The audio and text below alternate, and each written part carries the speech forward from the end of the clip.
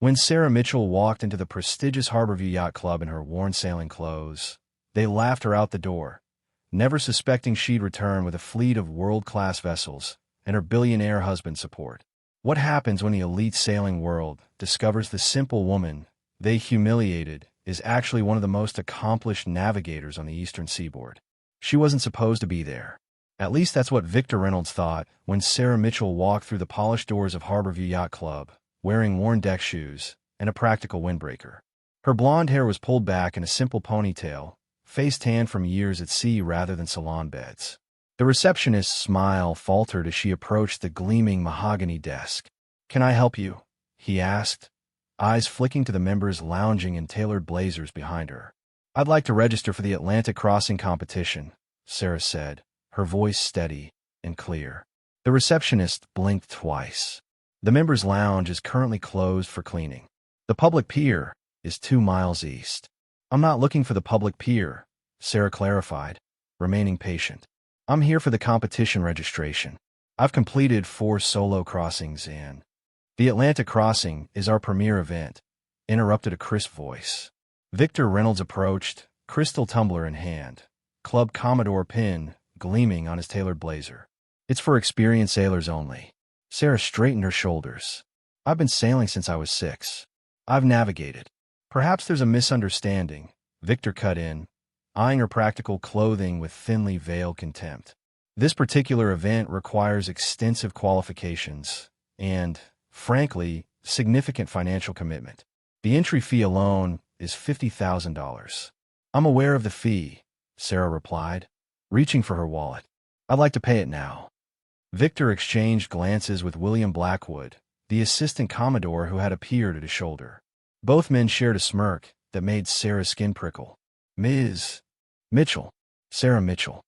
"Ms. Mitchell," Victor continued, swirling his drink. "This is an invitation-only event. Our participants are carefully selected, experienced yachtsmen with proven records and the right connections."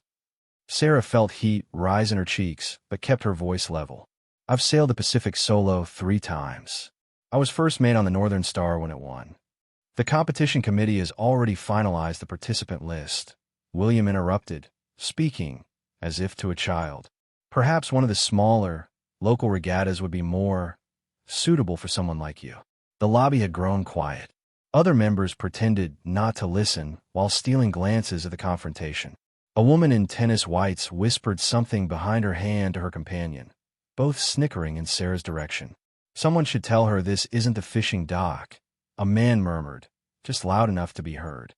Sarah stood perfectly still, dignity intact despite the growing humiliation. "I see," she said quietly. "Thank you for your time." As she turned toward the exit, Victor's voice carried across the marble floor. "Some people simply don't understand tradition. The Atlantic isn't for weekend hobbyists." The doors closed behind her, but not before she heard the ripple of laughter. Outside, Sarah paused on the steps, taking a deep breath of salt air. A group of men in crisp white uniforms passed, not bothering to hide their appraising looks. "Lost, miss," one called out. "Staff entrance is around back." Sarah didn't answer. Instead, she walked to her modest car parked between gleaming luxury vehicles. Inside, she pulled out her phone and hesitated only briefly before making the call. "John, it's me. We need to talk." As she drove away, Sarah glanced in her rearview mirror at the club's pristine white facade and manicured grounds. Little did they know who they'd just turned away, or what was coming tomorrow. Waves crashed against rocky shores as Sarah's car wound up the private coastal road leading to the Mitchell estate. Seagulls circled overhead, their cries mingling with the distant sound of boat engines from the harbor below. Unlike Harborview's showy grandeur, the Mitchell property blended with its natural surroundings, elegant but understated, much like Sarah herself. Jonathan Mitchell looked up from his desk when Sarah entered his study. At 48, the shipping magnate commanded respect in maritime circles worldwide, though few would recognize him on sight, exactly as he preferred. "You're back early," he noted, immediately setting aside financial reports. "Something wrong?" Sarah dropped her keys on a side table, the clatter louder than intended. "Harborview Yacht Club wouldn't let me register." "Apparently," I don't fit their idea of a real sailor. Jonathan's expression darkened. What exactly happened? As Sarah recounted the humiliation, Jonathan's jaw tightened visibly. Unlike his wife's composed exterior, anger flashed across his features. Victor Reynolds and William Blackwood, he confirmed, rising from his chair. Those pompous frauds wouldn't know a proper sailor if one crashed into their overpriced toys. Sarah paced to the window, overlooking their private harbor, where her weathered but immaculately maintained sailing yacht rested alongside Jonathan's larger vessels. It wasn't just that they rejected me, she said quietly. It was how they did it, like I was some clueless tourist who wandered in by mistake. And everyone watching, laughing. Jonathan joined her the window. They have no idea who they just turned away, do they? I didn't mention you, Sarah replied. I wanted to enter on my own merits, not as Jonathan Mitchell's wife. Your merits? Jonathan turned, incredulous. Sarah, you've sailed more nautical miles solo than anyone at that club. You navigated through a Category 4 hurricane while they were posing for photos in pressed uniforms. Sarah smiled wryly. Doesn't matter. I'm just a woman in worn deck shoes to them. Below their window, dock workers prepared a sleek racing yacht for tomorrow's weather. Sarah watched them work, her mind elsewhere. The competition starts day after tomorrow, she mused. I really thought I could enter this year. Jonathan studied his wife's profile, the determination in her eyes despite the disappointment. Most people saw only her simple appearance, missing entirely the steel beneath. It was their loss, but this time, the rejection had cut deeper than she would admit. What if you still could? He asked slowly. Sarah turned. They made it very clear. Not through their invitation. Jonathan clarified, ideas forming rapidly. What if we showed them exactly who they rejected? John, Sarah warned, recognizing the dangerous glint in her husband's eye. I don't want revenge. I just wanted to compete. Not revenge, Jonathan corrected. Education. He moved to his desk and pressed the intercom. Miranda, connect me with Captain Lawson immediately. And call the harbor master. I want every vessel in the fleet ready by morning. Sarah raised an eyebrow. The entire fleet? John, what are you planning? Jonathan's smile held the confidence of someone accustomed to reshaping worlds. Something the Harborview Yacht Club will never forget. This isn't necessary, Sarah protested, though without much conviction.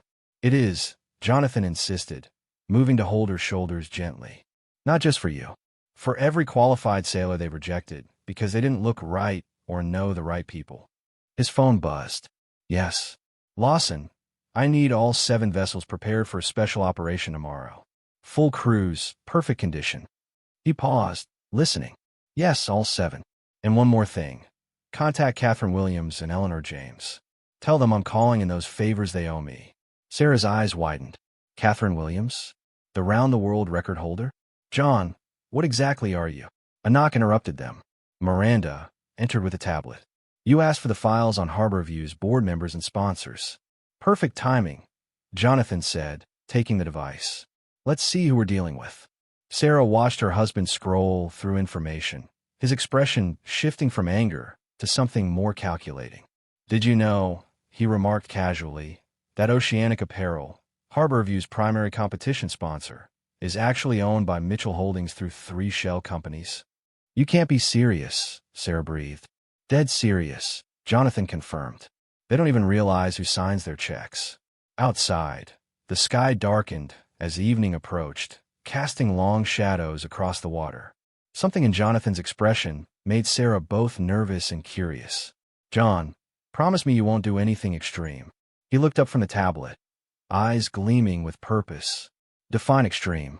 Before Sarah could answer, Jonathan's phone rang again. Yes? Excellent. Tell them all to be here at dawn. Sarah crossed her arms. Tell who to be here at dawn?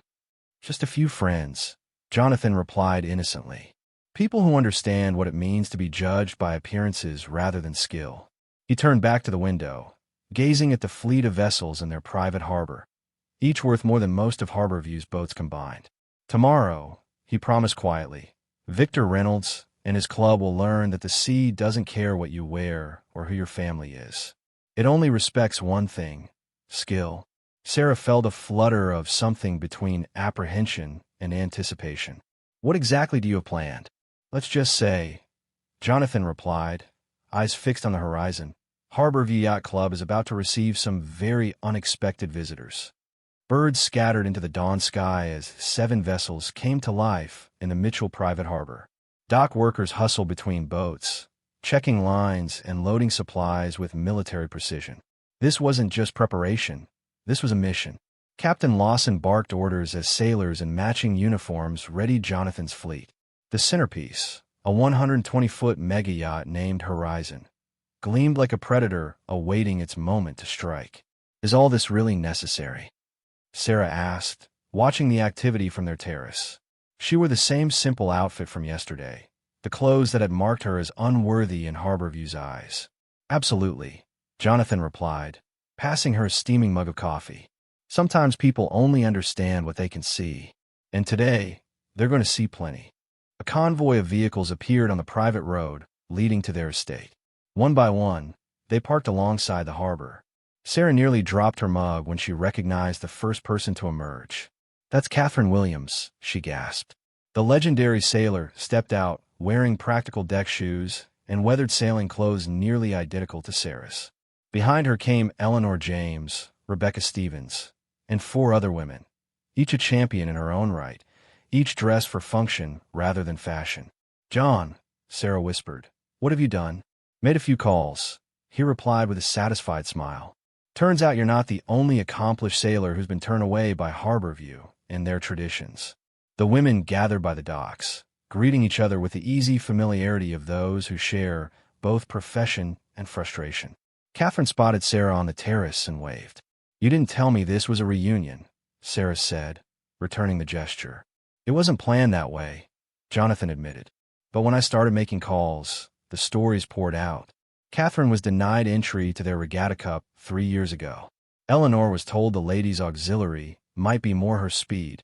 Sarah shook her head, and they all dropped everything to come here. Not for me, Jonathan corrected. For you, and for themselves. For every woman who's been judged by her appearance rather than her skill. Captain Lawson approached, tablet in hand. Fleet's ready, sir. Crews are standing by. Excellent. Sarah, she hesitated, torn between distaste for confrontation and the undeniable pull of justice. What exactly happens when we arrive? Jonathan's eyes gleamed with anticipation. First, we make an entrance impossible to ignore. 7 vessels, perfect formation, right into their precious harbor during their pre-competition reception. They'll be furious, Sarah warned. Undoubtedly, Jonathan agreed. Then comes the interesting part. Miranda appeared at their side. Sir, Mr. Mason from Oceanic Apparel is on the line. He says Harborview has been calling him about tomorrow's sponsor meeting. Perfect timing. Jonathan took the phone. James? Jonathan Mitchell. Yes, regarding tomorrow's meeting. There's been a change of plans. Sarah watched her husband's expression shift from businessman to chess master, positioning pieces for a move his opponent couldn't yet see. Tell them you'll still attend, Jonathan continued, but you'll be arriving by boat. My boat, specifically. When he hung up, Sarah raised an eyebrow. Their main sponsor is arriving on your yacht. The sponsor they don't realize I own, Jonathan corrected. The first of many surprises today. Below them, the group of female sailors had boarded the vessels, each taking command positions. These weren't just passengers, they were captains in their own right. As the crews took their positions, Jonathan leaned close to Sarah's ear, ready to show them what a real sailor looks like. Looking at the fleet before her, 7 vessels crewed by some of the world's finest sailors, all women who'd been dismissed or underestimated, Sarah felt something shift inside her. This wasn't just about her anymore. Yes, she said finally. I believe I am. The Horizon's engines rumbled to life, followed by 6 others in perfect sequence. Like predators moving into formation, the Mitchell fleet pulled away from the private harbor, setting course for Harborview Yacht Club and the reckoning that awaited. Champagne flutes clinked as Harborview's elite gathered on the observation deck. Victor Reynolds surveyed his domain with satisfaction, nodding to board members and patting the shoulders of the 12 men selected for tomorrow's prestigious Atlantic crossing. Finest field we've had in years, he proclaimed to William Blackwood. Each competitor more qualified than the last. And more connected, William added with a meaningful smile. Johnson's family donated the new East Wing. Harrison's firm handles our legal matters, and Thompson's father was a founding member. Tradition matters. Victor agreed, swirling his whiskey. Standards must be maintained. A young staff member approached hesitantly. Sir, Harbor Patrol is on the line. They're reporting a situation. Victor waved dismissively. Whatever is can wait. We're in the middle of. Sir, the young man persisted. They're saying 7 vessels are approaching in formation, refusing to identify themselves except as the Mitchell fleet. Victor froze, glass halfway to his lips. Mitchell? As in, Jonathan Mitchell, sir. Mitchell Shipping. The name rippled through the gathering. Conversations halted as members turned toward the harbor entrance where, unmistakably, a formation of vessels approached with military precision. Someone call Harbor Patrol, Victor ordered, but his voice lacked conviction as he recognized the lead ship. That's the Horizon.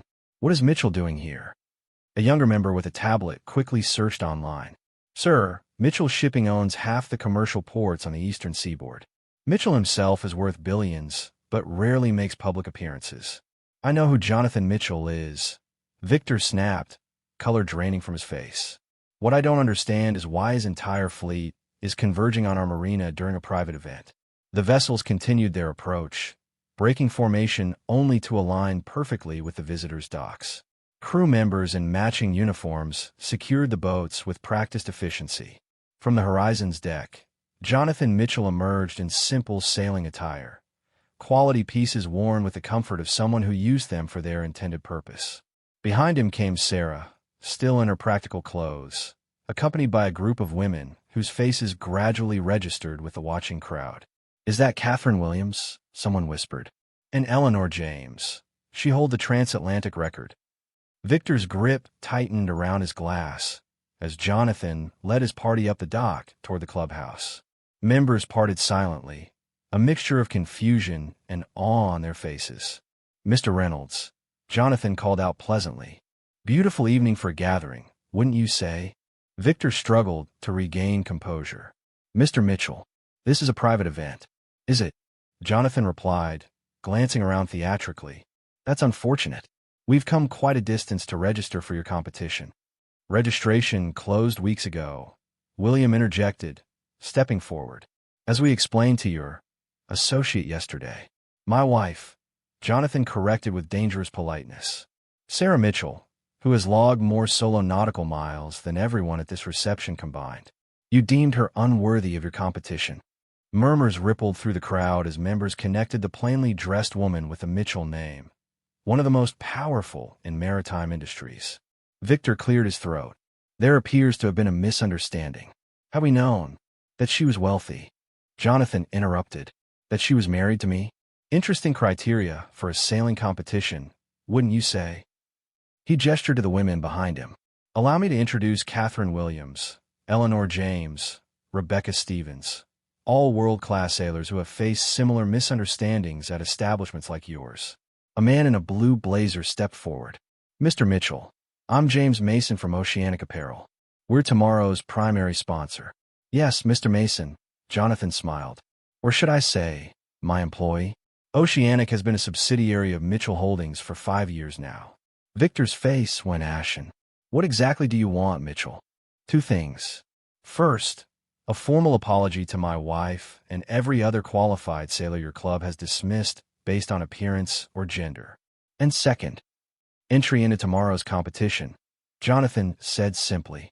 Not for me, for them. He gestured to the women standing behind him. Impossible, William sputtered. The field is set. The rules clearly state. I've read your rule book, Sarah spoke up. Nowhere does it specify gender requirements for entrance, only experience and financial qualifications. We meet both. Victor's face reddened. This is outrageous.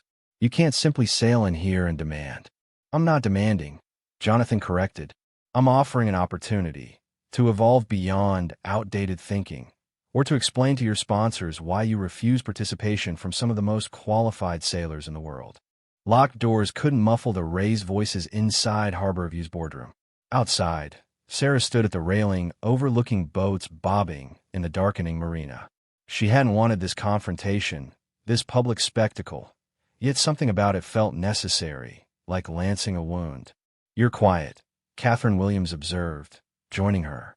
"Just wondering if forcing change this way actually works," Sarah replied. Catherine smiled wryly. "3 years ago, they told me my application needed further review. I later learned the board never even considered it." She nodded toward the boardroom. "Now they're considering." Inside, Victor Reynolds paced like a caged animal. "This is blackmail, pure and simple." "This is consequence," Jonathan corrected calmly. "You judge a sailor by her clothes rather than her record. The club has standards. About clothing? Or skill?" Jonathan challenged. "Because if it's skill, my wife outqualifies every competitor you selected." Young James Foster, the newest board member, cleared his throat. "I've looked up Mrs. Mitchell's sailing record. She circumnavigated solo 3 times and survived the Torres Strait hurricane of 2020. William Blackwood scoffed. "Records can be exaggerated, whereas blazers and family connections can't." Jonathan raised an eyebrow. A secretary entered with a tablet. "Sir, 3 sponsors have called asking why Catherine Williams was turned away from registration." Victor blanched. "What? How did they?" "Social media," the secretary explained. "Someone recognized Ms. Williams and posted about today's situation." Murmurs spread through the board. Being seen as excluding champion sailors based on gender was a public relations nightmare, especially when potential revenue was at stake. "What guarantee do we have this won't damage the club's reputation if we agree?" Victor finally asked. "None," Jonathan answered honestly. "But I can guarantee what happens if you refuse." Back at the railing, Sarah noticed a small girl watching her from the deck below. The child clutched a sailing magazine with Catherine Williams on the cover. "Is it true?" the girl called up. "Are you all racing tomorrow?" Sarah smiled gently. "We hope to be. My dad says girls can't handle big ocean races," the child continued, her small face serious. "He says we aren't strong enough." Before Sarah could respond, the boardroom doors opened. Victor emerged, face rigid with forced politeness. "Ladies," he announced, the words slightly strained. "Harborview Yacht Club would be honored to welcome you as participants in tomorrow's Atlantic crossing." Relief and triumph swept through the gathered women, but Sarah stepped forward with quiet authority. "And the apology, Mr. Reynolds?" Victor's jaw tightened momentarily. "The club sincerely regrets any misunderstanding regarding qualifications. We welcome accomplished sailors regardless of appearance." "Not perfect, but a start." Sarah nodded her acceptance, while Jonathan watched with pride. "We look forward to tomorrow's race," Sarah replied simply. As Victor retreated, Catherine leaned towards Sarah. "You realize they're only doing this because they were forced." "Of course," Sarah acknowledged. "But sometimes change begins with forced hands before it reaches hearts and minds." Below them, the little girl still watched, eyes wide with newfound possibility. "Excuse me," Sarah said, moving toward the stairs. She approached the child, kneeling to meet her eyes. "What's your name?" "Emma." "Well, Emma, would you like to come aboard my boat and see what it's like to stand at the helm?" The girl's face lit up, but she hesitated.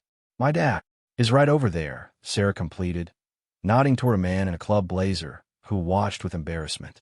"Why don't we ask him together?" As they walked toward him, Sarah noticed board members watching from windows. Nothing she could say would change their minds as effectively as what they were witnessing. A new generation seeing possibilities where barriers once stood. This victory wasn't simply about forcing entry into a race. It was about that moment when Emma's father reluctantly nodded, when her small hand slipped into Sarah's, and when the future of sailing took a small but significant step forward. Tomorrow's race would matter in ways no one at Harborview yet understood. Angry skies greeted competitors at dawn. Weather reports warned of worsening conditions, 20-knot winds rising to 30, 4-foot swells building to 7. Half the original entrants had already withdrawn, citing boat maintenance issues that fooled no one. "They're scared," William smirked, watching crews prepare. "These conditions separate real sailors from pretenders." "Indeed they do," Victor agreed, eyes fixed on Sarah's vessel where she confidently directed her small crew. "Though Mitchell's wife seems determined. Lucky for her, the weather will likely force a postponement." Harborview's race committee huddled anxiously by the committee boat. Dangerous conditions meant liability concerns, yet canceling now, after yesterday's public confrontation, would appear like deliberate exclusion. Victor approached Sarah on the dock. "Mrs. Mitchell, given the deteriorating forecast, we're considering postponement. For safety reasons." Sarah checked her weather radar, then glanced at the sky with the practiced eye of someone who read nature's warnings like text. "The front is fast-moving, challenging, but manageable for experienced crews. Nevertheless." "Interesting," Jonathan interrupted, joining them. "Your competition has run in worse conditions before. Last year's crossing faced 35-knot winds, if I recall correctly." Victor flushed. That was different. The competitors were men. Sarah supplied quietly. Gathered media watched the exchange with interest. Cameras captured Victor's discomfort as he weighed his options. "The race proceeds as scheduled," he announced finally. "But any captain may withdraw without penalty." As he walked away, Catherine joined them. "He's hoping we'll withdraw ourselves. Or fail spectacularly," Sarah added. "Either way, they win the narrative." Jonathan frowned. "Withdraw voluntarily, and you were never serious. Struggle in tough conditions, and women can't handle the challenge." Sarah's expression hardened. "Then we don't struggle. We excel." The starting horn blared across choppy waters. 19 vessels crossed the line, their brightly colored sails straining against gusting winds. Only 7 of the original men remained in the race, alongside Sarah and her fellow female captains. From Harborview's observation deck, members tracked the fleet through binoculars as boats battled growing swells.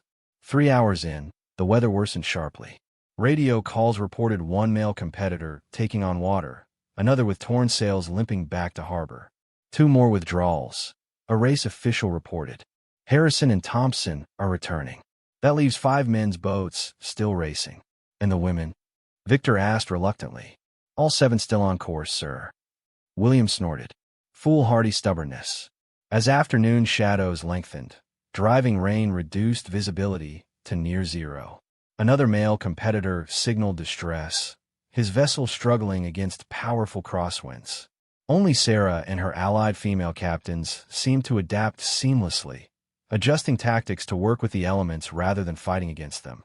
"They're actually gaining," James Foster reported, studying tracking data. "Mitchell's wife has taken the lead position." By evening, with the western marker in sight, only 9 vessels remained in contention, 7 helmed by women, 2 by men. Sarah's boat had established a commanding 7-minute lead. "Extraordinary," a sports reporter commented. "She's not just surviving these conditions, she's mastering them." When Sarah's vessel crossed the finish line first, her time besting the previous year's record by 12 minutes, silence fell across Harborview's observation deck. Victor's face remained impassive as Catherine Williams and Eleanor James finished 2nd and 3rd respectively. The awards ceremony proceeded with subdued formality.